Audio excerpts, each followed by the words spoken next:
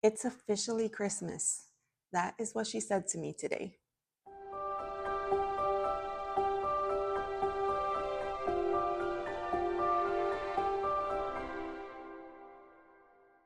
Hey friends, welcome to my channel. If you're new here, I'm Elizabeth and this is the More Intuitive Me. I'm a tarot reader and your companion on the path of self-discovery. Let's flip some cards and dive into the magic.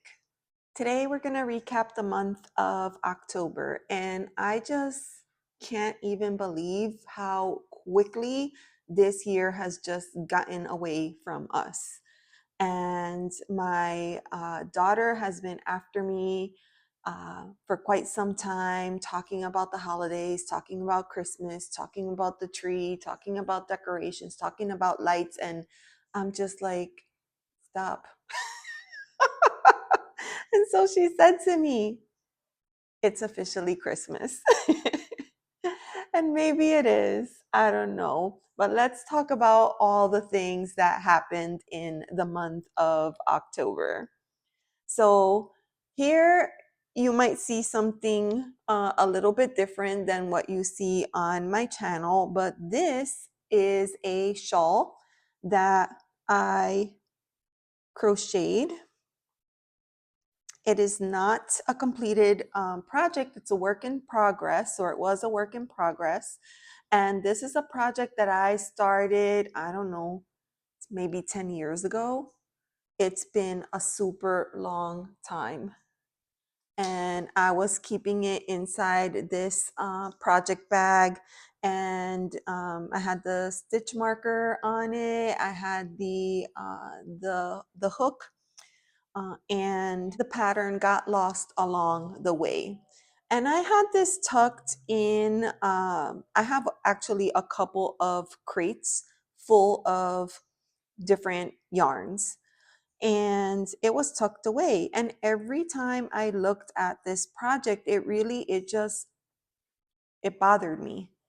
uh, I had a lot of negative feelings associated with this particular shawl because I was working on it for as a gift for someone, and I did this with all the love in my heart. And as time went on, the deeper I got into the project, the more evident it became that it wasn't being appreciated, and it wasn't going to be accepted. And if I completed the project and gifted it, it would get tossed out or donated or given away. And I eventually just lost my motivation, my oomph, and I put the bag away. And so every time I saw this, that those were the feelings that came up for me. And so what I decided to do was to transmute the energy that has been collected in this shawl over the years.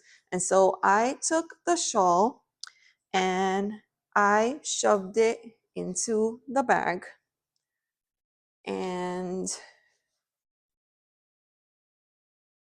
you can see the string.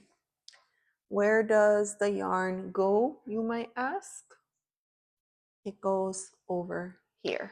Now, I don't know that the whole thing will show up on camera, but I think you kind of get the idea. This is a knitting loom, and this is what I've done. I took the opposite ends of the yarn and I connected it here to the starting point, and I started wrapping and knitting, wrapping and purling. And every time I do that and I have to pull the yarn, it undoes one more stitch from the shawl. And slowly I am transmuting that energy into a new project that I would be happy to either keep or gift or do something else with, besides letting it sit in its bag. And so I know this looks ginormous, but this is going to be a beanie, believe it or not. I want it to be like a slouch beanie, and I'm planning on putting like a little, poofy ball at the end of it. But now it's become something that I'm excited to work on again, after sitting for so long. And I just absolutely loved this particular yarn. It's so soft, and it gives me like that tactile experience that I really, really love. And the color is so bold and vibrant, and it has some variation in color, as you can see. So this is going to turn into something really, really beautiful. And I'm sharing this as an example of what I do at times when I'm feeling a certain kind of way about something and I want to take it and change it into something else. So this is a project that I have been working on in the month of October. Something that I worked on this month was building out these two shelves. These are media storage shelves, and I bought the set of two because I thought they would be perfect for my decks. And you can see that I still have room to grow with the shelves, but I have all of my books and decks there, and it has been amazing to have everything all together in one place. I do have mostly tarot here and some oracle decks, but I think this is such a lovely addition in order for me to house my beautiful collection.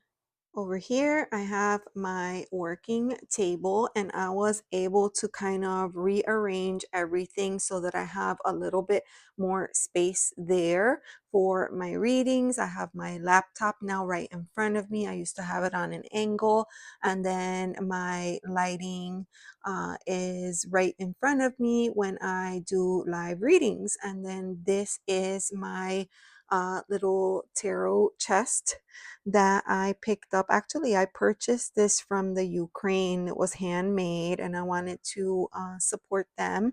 And so I made this purchase, but I keep all of my most favorite decks here, as well as some gifts that I have received over time. So you can see Miss Tarot D gave me this little worry doll, and I have this spoon here from my friend Amy, and Ange gave me this little doll, and my friend Colleen gave me this little collection of citrine crystals. So it's just really special. And then my working decks, I just like to keep them right next to me.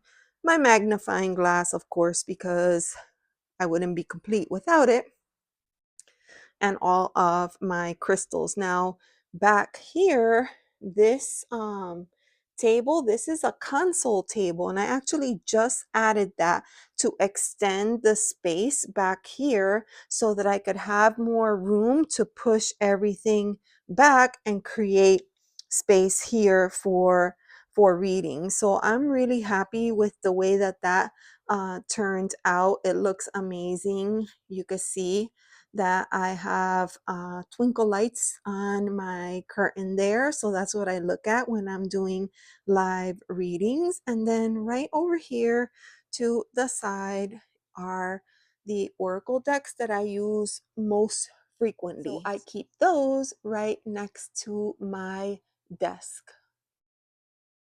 It works out pretty well, I have to say. So in addition to everything else, I've been building a lot of furniture. This month, I worked on three separate deck studies. And this one here is the Raven's Prophecy. Now, I'm going to share a little bit about my process with these decks because I approached each one completely different. So, with the Raven's Prophecy, what I decided to do was I kept it at my desk and I used it as a pick a card in essence. And so every day I would choose a card and then grab the book and give it a read. And I really, really like the book for this deck because, as you can see, the artwork is not traditional in this deck. although I really feel like you can read it intuitively, it was really helpful to know why the creator chose to depict the images the way that they did. And so that's how I approached it. And, periodically I would pull a card and I would think, oh, I already pulled that one. So I would put it back in the deck and pull a new one out. This was the last one that I pulled. And, usually when we see the devil card, the typical depiction is the actual devil with two, the lovers attached by chain and not being able to get away. And I really like the idea of this being a mask that we put on and that we have the power to take off. But unfortunately, a lot of times we become attached to what we think other people want to see, and we cling on to the mask.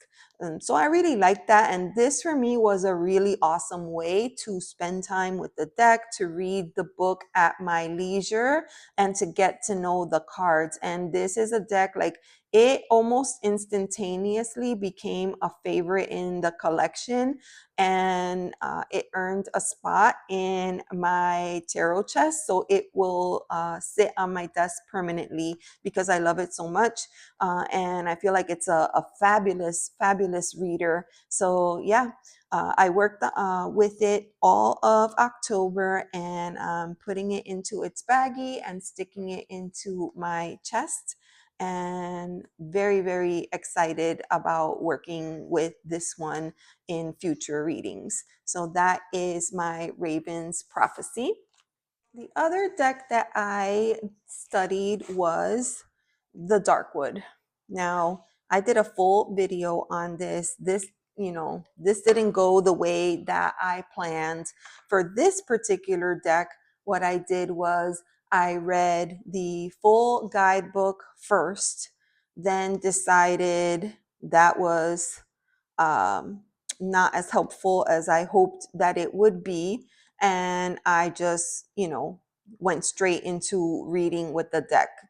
In all honesty, the deck is an easy reader. I don't find it to be challenging, or I don't find it to be as deep or insightful as some others have shared. A lot of people have shared their experiences with this deck and have talked about, how instrumental it's been in their shadow work, etc. So I didn't have that with this deck. I'm not gonna get rid of it at this point in time. I'm gonna hold on to it, and I'll likely continue to just use it as needed. But this was definitely a deck that I felt like, yeah, I could have lived without that. I was not impressed by it at all. So that was my study with the Darkwood. The third deck that I studied was this one here. This is the Tarot of Haunted House. And if you haven't seen this, it's still in order. These are the card backs. Now, interesting, this deck is by the same creator as the Darkwood. Now, this is a Los Scarabeo deck. So it comes with the little white book, and then you think like, oh, okay, that's not too terrible. But remember, this is in 4 languages. So the English part is this right here. There's nothing here. So what I decided to do with this deck was to kind of recreate my own version of the guidebook. And so the first step, which was pretty lengthy, I put the entire guidebook into my computer, and I use OneNote. So I put everything everything that was in here, I put into OneNote.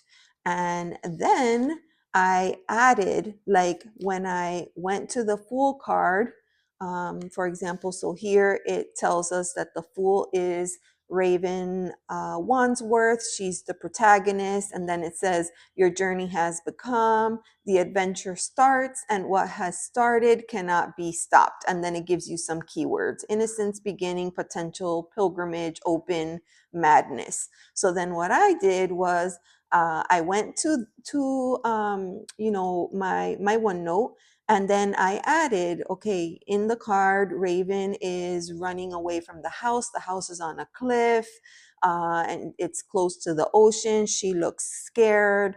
And I just added any details. So I did that for the entire deck.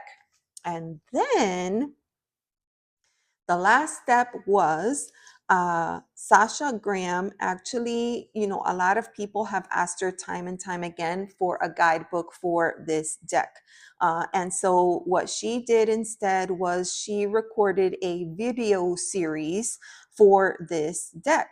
And so she has an episode for the majors, and then one for each of the suits. And so then I listened to each video, and then anything that she mentioned in the video that related to the card, what she was trying to convey, or something about the symbolism, or anything related to the story, I took all of that and then I put it into OneNote. And so now I have this really beautiful document that I am working through, because now what I plan to do is take it and go through it and then print it out and make my little booklet. But I have, on the flip side, because the dark wood was just not good for me, this deck it just pulled me in right from the beginning. It has a fantastic story. The art is really cool.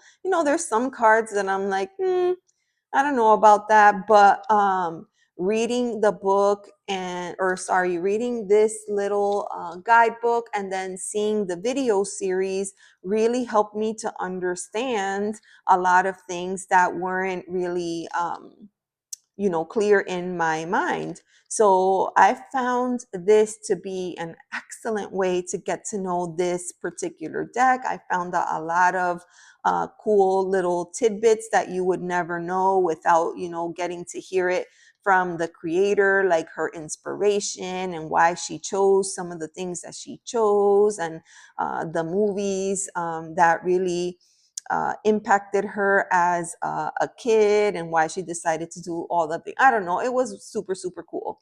So I'm going to pause right here, because obviously over the years, she's gotten a lot of shade about this card. And I don't blame people. It feels like after you go through the deck and like you get this, like why? And so she actually acknowledges that in one of her videos. And she went on to say that, the symbolism in the original card was just so important, and she wanted to incorporate it, and it was done intentionally. And there was a reason why she had done it. And she mentioned that she had gotten some reviews that said that it was a lazy, depiction. And she tried to defend her stand on it, but I'm kind of in agreement. I feel like if I wanted an RWS deck, then I would pick up my universal weight, right? In this case, I wanted a haunted house deck, so I'm expecting to see something here that relates to the haunted house. But yeah, it was super cool, very interesting to go through the deck and hear her insights at the same time, and then create this book that eventually will be my own little booklet that nobody else has.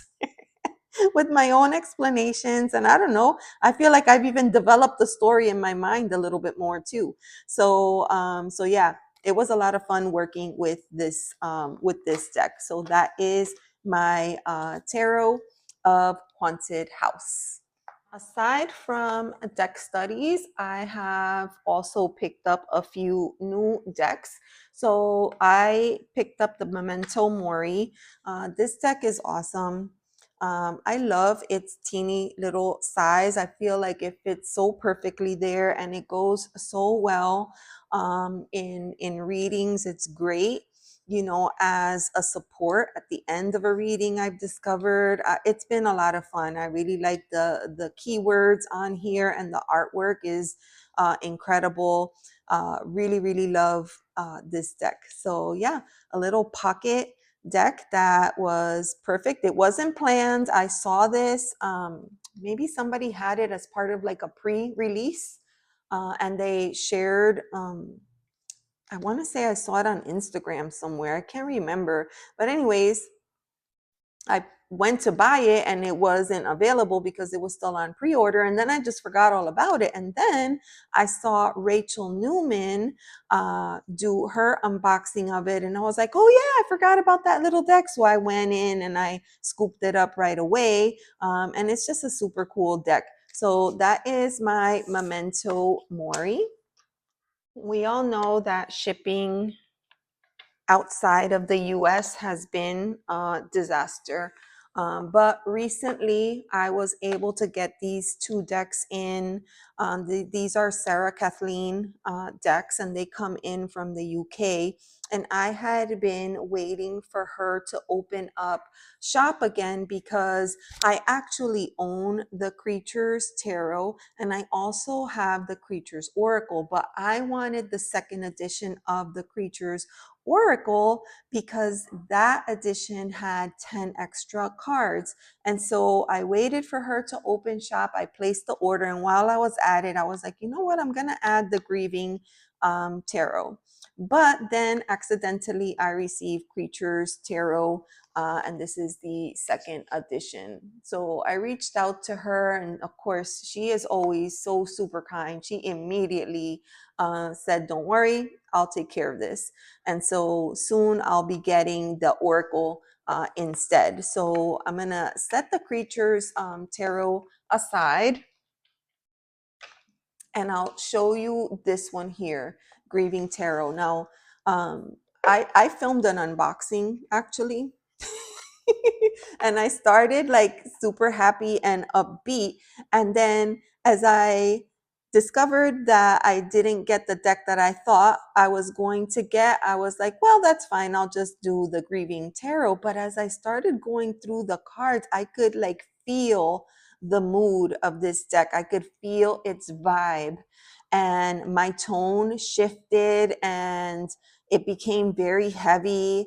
And at the end of the day, I was like, I can't do this. So I ended up, believe it or not, just deleting the video. But this deck is just, I say that because a lot of people think like, oh, it's just a cartoon deck, da da da. It doesn't, I've said this before, I'll say it again. A deck like this, especially one like this that is just so very simple and manages to get the point across in such a powerful way. This deck, there's a special energy here.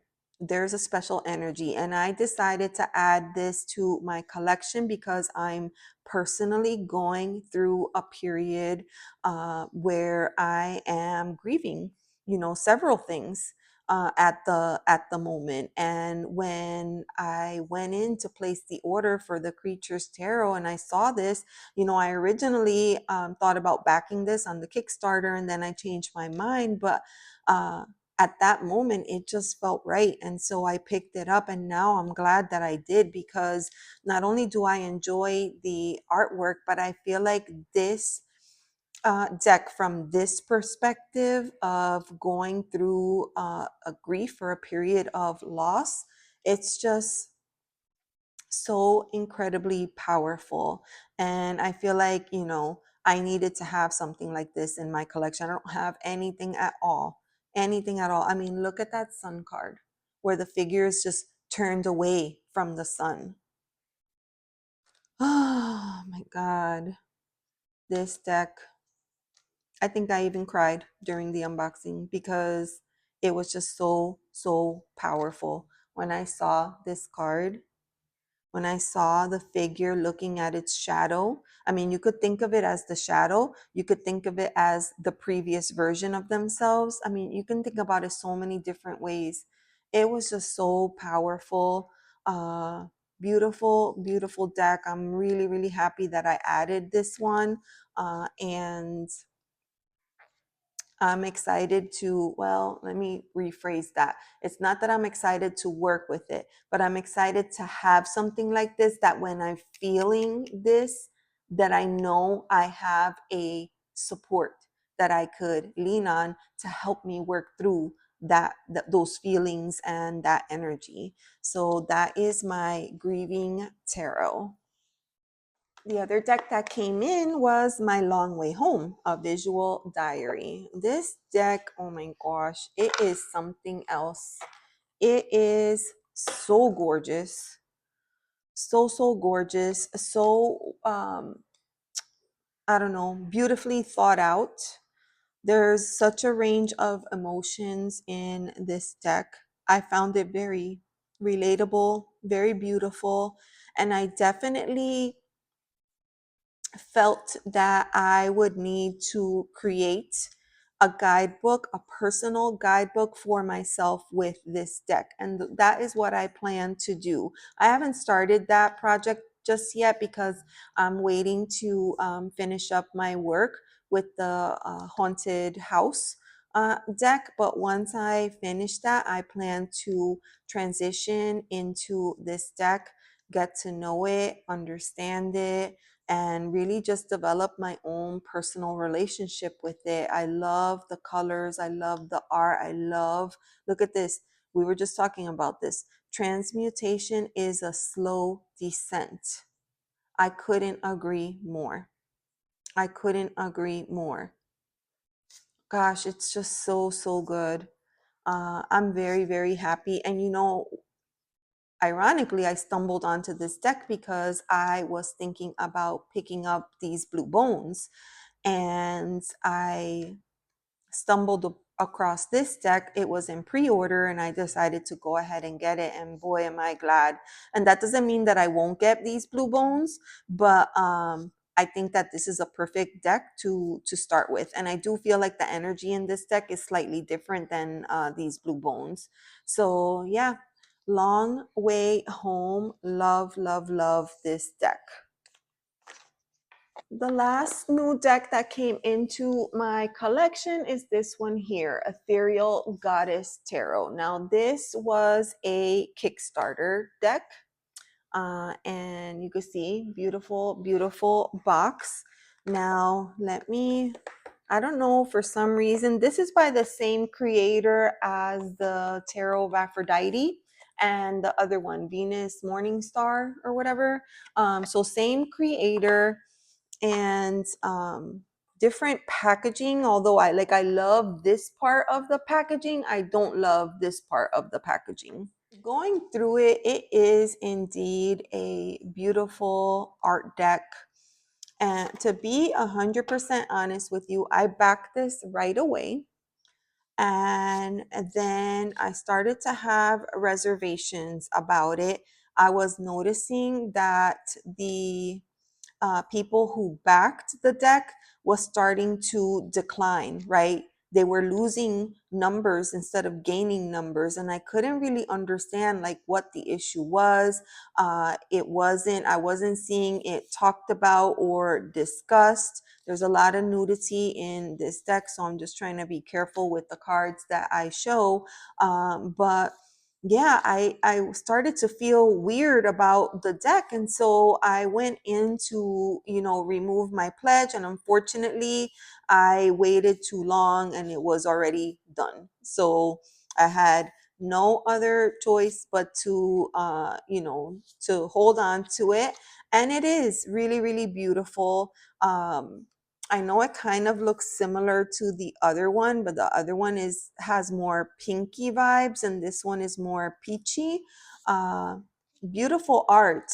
But as soon as I got it and I started going through it, I realized that this was just like, if the intent of this deck is the idea of this ethereal goddess, then this deck gives the impression that the goddess must for sure be white. She must be.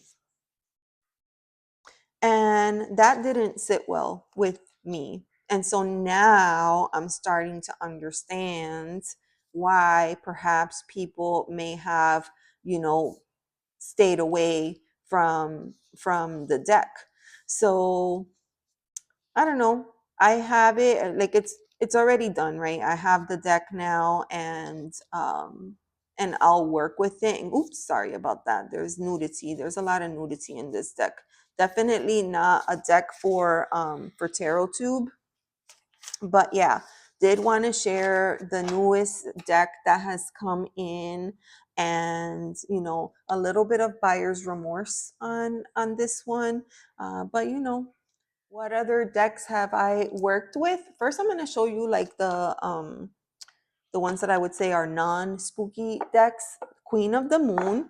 This is a deck I really like to bring with me when I do my fires outdoor. I'm gonna keep feeding the fire because I plan to hang out. I like to do a fire. The weather has been amazing these past couple of weeks.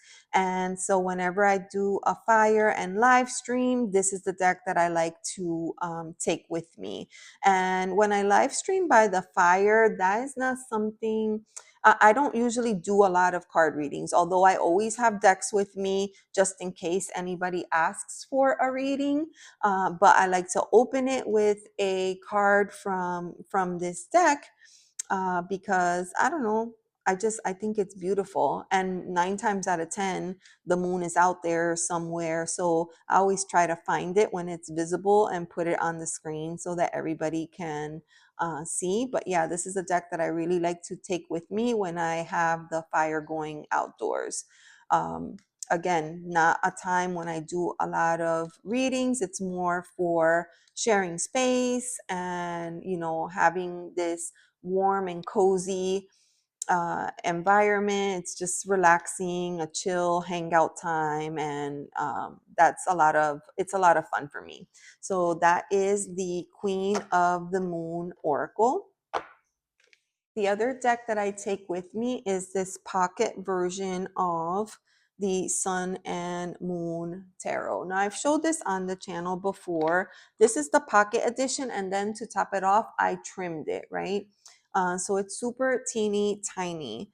I love this deck, but it's a relationship that I have built with it over time because it's a confusing deck, right? This is a Thoth-based deck, but for whatever reason, some of the art is RWS, and then some of the art is more on the Thoth side.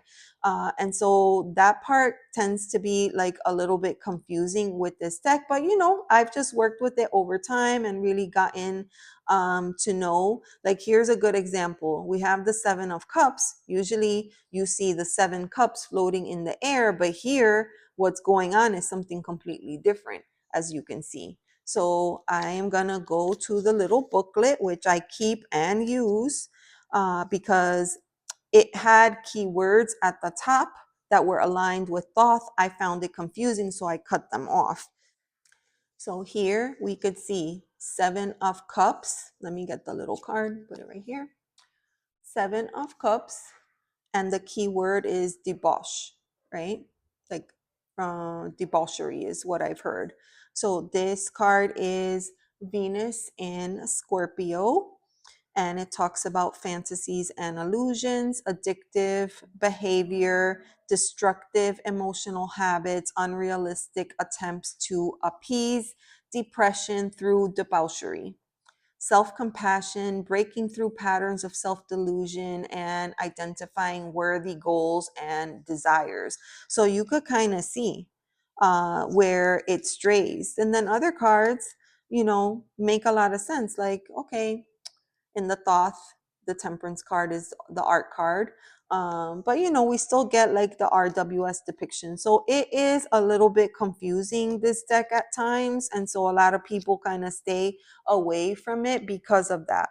But I have it, I've worked with it, I enjoy it. And when I get cards that are different, like the 6 of Swords, then I rely on the book to help me figure out how it, you know, relates to the spread or the reading or the other cards. So that is my Sun and Moon Tarot. This one is my Sacred Medicine Oracle. I absolutely love this deck. This I picked up from the Hay House sale, and I use this quite a bit ever since I got it. And this is primarily a deck that I am using. So every couple of weeks, I go on to Truth Wave Meditation as a guest reader.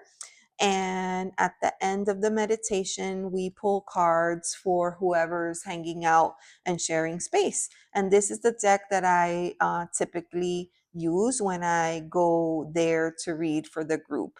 They really love it, and and I could see why. It's just an awesome deck. Indigenous um, creator, and of course the artwork speaks to that way of life. I love this deck so much, and the guidebook for it is so beautifully written. I really enjoy it. It's a wonderful addition to the collection. I mean, look at how gorgeous that card is. Beautiful. So that is my Sacred Medicine Oracle. The last decks that we have are our spooky season decks. So I'll start with Oracle decks. Of course, we have the Halloween Oracle. This was new to the collection, and it's been fun working with it, getting to know it. My version is a matte version, and sometimes, I struggle like getting the cards. They tend to stick together at times, but it's a really cool deck. It's fun for the season. I pulled this in readings last night, invisibility. And then someone, randomly dropped in the chat, oh, do you know that invisibility has 5 eyes in it? No, I didn't, but now I do. So yeah, this has been a great little deck, and I learned from it, because there are things that I like this card. Oh my God, I was like, Barnbrack, what the heck is that? So it was fun getting to know a little bit more about what it was, and I think it's a super cool concept. But anyways, that is my Halloween Oracle.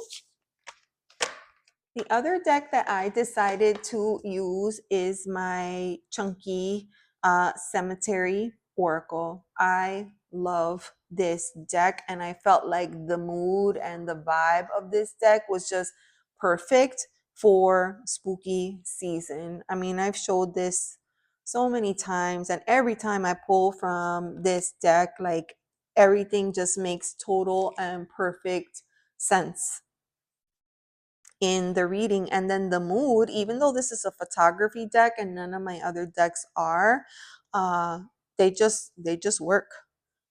They just work.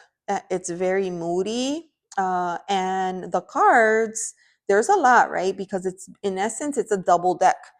You could get the regular edition or the expanded edition. I opted for the expanded, so that I could get the full deck. And there's a really good mix of keywords in this deck. So you have a balance of positive, a balance of shadow, and then also neutral cards. And so for that reason, it just lends itself so well to a reading. And I know it's hard to imagine, like, how do you shuffle a deck with 160 cards? But because this is a linen card stock, it fits into my hand. It overhand shuffles great.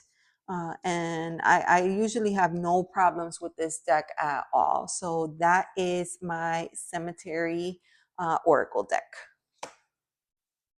Other decks that came out this month is my Wandering Spirit Tarot. I love this deck. My goodness gracious. This is one of those decks that, even though I tend to use it a lot during the darker part of the year, I use it throughout the entire year, because for me, this deck is awesome at um, doing those readings where, for me especially, I kind of look at this skeletal figure as the ego. And so I just love to see this delicate dance between these two figures. In truth, the artist created the skeleton as a comfort, as a comfort friend during a time where she was incredibly depressed. And she just drew the skeleton over and over and over. She had so much artwork with this skeleton. And, her friends suggested that perhaps she could, maybe do a book or like a comic book style with the figures. And then eventually she ended up doing the deck with all of that, with all of the art. So talk about transmuting energy. This deck is just fantastic. It reads so well and it has such a loving energy. I adore it. And it, like I said, I use it all year round, but around this time of year is especially, I especially love to pull it out and keep it, keep it on my desk. So that is the Wandering Spirit. Oldie but goodie here, Nightmare Before Christmas. You know what I'm going to say about this deck? Over time, I feel like I just gradually fall more and more in love with this deck the more that I use it. And originally, this is a pip deck. And I just felt really disappointed at the time with Insight Editions. And, they did take the feedback pretty well. And over time, they made some improvements. And I always kind of hoped that they would go back and revisit this deck and do something a little bit different with it. And so I would just kind of pull it out in the month of October, use it and put it away. But something really interesting happened this year. I discovered that using this pip deck for general readings was so amazing. I don't even know how to describe it.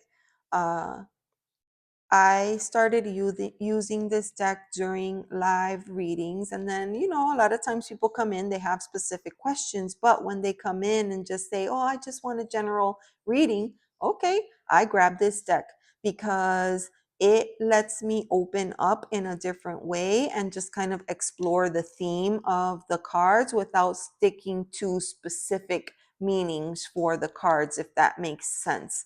So, the more I used it, the more I loved it. We had so much fun together with this deck. I decided that I'm not putting this one away this year. I'm going to keep it out for a little bit longer because it's just been awesome. So, yeah, that's the Nightmare Before Christmas.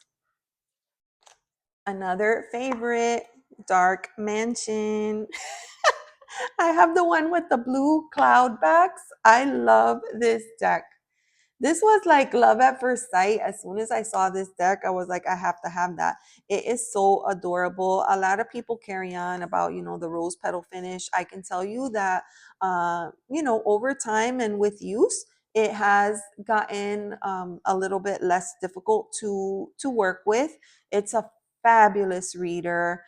So awesome. We had a lot of fun with this deck. Everybody loves it. Every time I pull it out for live readings, it's a lot of fun.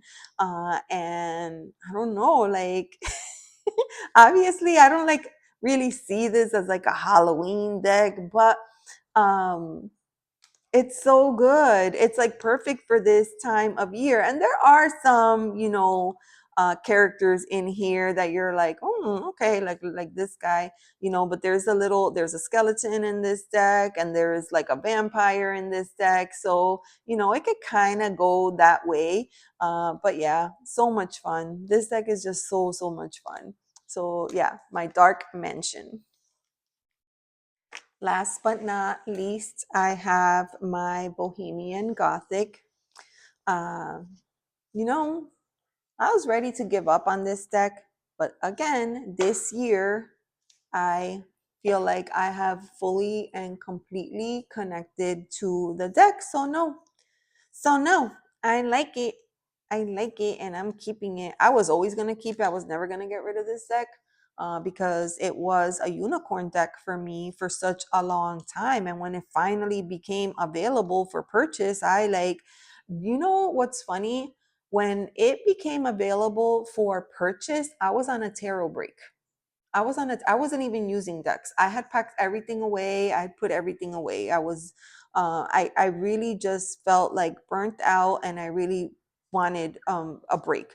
And I got the email about this deck. Even in that broken down condition, guess what I did? I ran to the closest computer and I purchased the deck.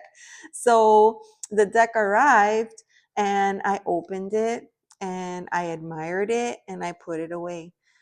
So last year was my first year using it, and I was like, it's not what I thought it was gonna be. And I think the biggest thing is that I'm just not a fan of this cold foil. The lighting today is good, so it's not getting in the way, but it really depends on the lighting. And sometimes the lighting interferes. It's like they went overboard with the cold foil, and it's really hard to see at times. But nevertheless, I have enjoyed working with it, getting to know it. It's very quirky. It has its own sense of humor. And, you know, my hand grab it. When I hear the question that comes through, my hand will automatically know when it is time to pull this deck. And it's just amazing. It's a great reader, of course. And um, I really have enjoyed using it this time around. So love the deck. Would love to one day have the third edition of this deck as opposed to this one. But for now, this one will do. So yeah, that is my Bohemian Gothic. So there you have it, friends. Hopefully, a month filled with a mix of different things, which is something that I was really trying to do. I was trying to break up my time a little bit more. And so I was happy that I was able to incorporate a little bit more reading. I'd been working on Magic Manifesto, which, by the way, is now available for purchase, and I'll include the link. But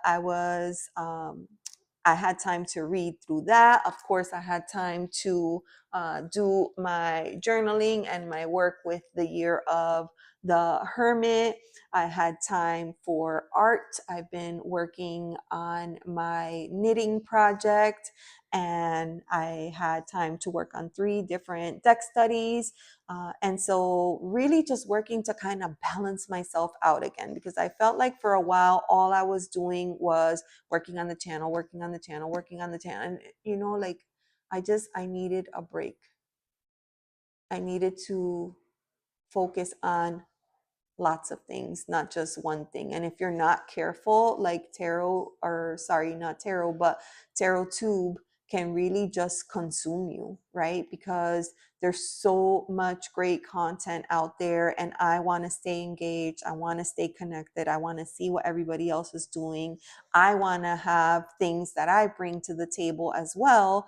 And if we're not careful, like we get sucked into that, and then we don't have time for anything else. So I kind of came to that conclusion that I needed to try to find a way to kind of um, break up my day. And I was really, really happy with the way that things flowed in October. And I'm hoping to, bring a little bit more of that variety into the upcoming months.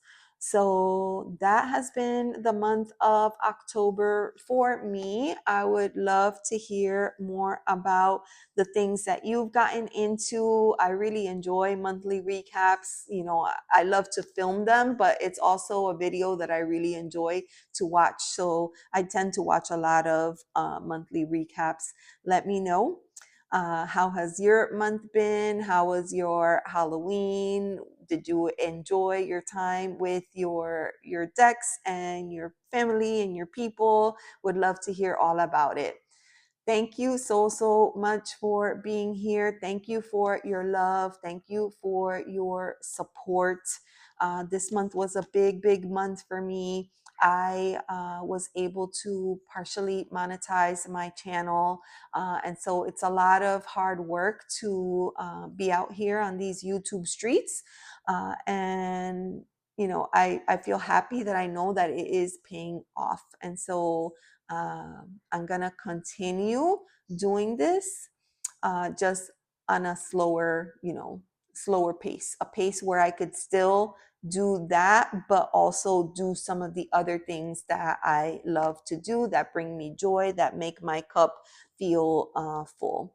So thank you very, very much for everyone. I know there's a lot of new subscribers, and I'm very happy to share space with all of you. Let me know what your thoughts are in the comments below. I always look forward to those.